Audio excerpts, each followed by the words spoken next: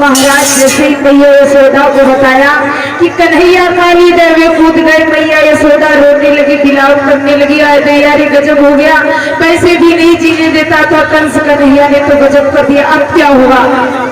महाराज सभी पहुंच गए हैं, नगर के निवासी जितने भी वृंदावन के लोग हैं सब काली दर पर पहुंच गए।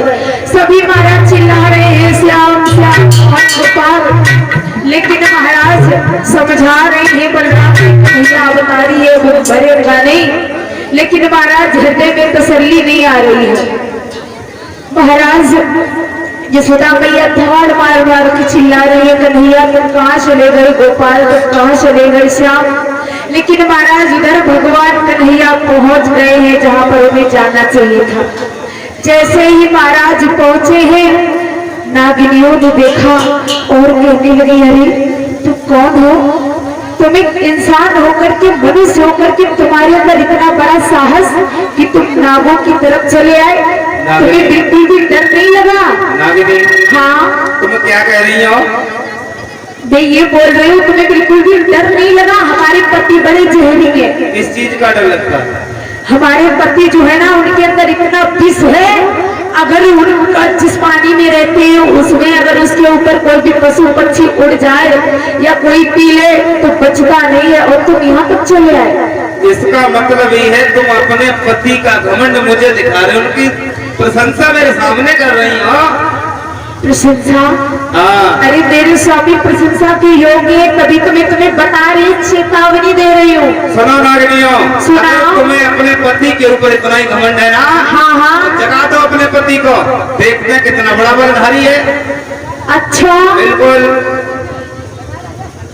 तो महाराज जैसे ही कहा अपने पति को जवाब कहने लगी, अच्छा इतना बड़ा तुम्हारे अंदर साहस है कि हमारे पति से बात करोगे? जवाब दिया, हाँ जिनकी तुम हमें रागिनी सुना रही हो मुझे से तो मिलने आए। तो महाराज समझा करके कहा, बेटा तुम चले जाओ यहाँ से, मेरे पति बहुत ही जहरी है, अगर तुम्हें उन्होंने देख लिया तो छोड़ेंगे नहीं, तुम बेमौत मारे जाओगी। हाँ तुम्हें अपने पति पे इतना घमंड है तो जगा दो, देखें हमें क्या करते हैं। घमंड नहीं, मेरी बात तो सुनो।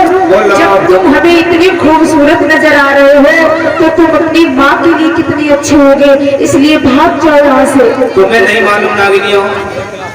क्या?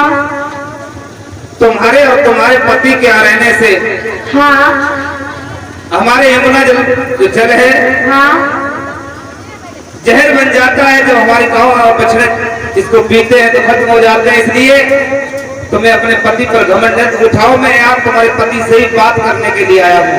अच्छा बिल्कुल।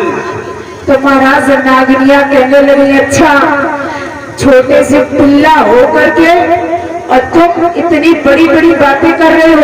श्याम बोला, मेरी बात सुनो, अगर तुम नहीं जगाओगी तो मैं खुद जगा लूंगा। और महाराज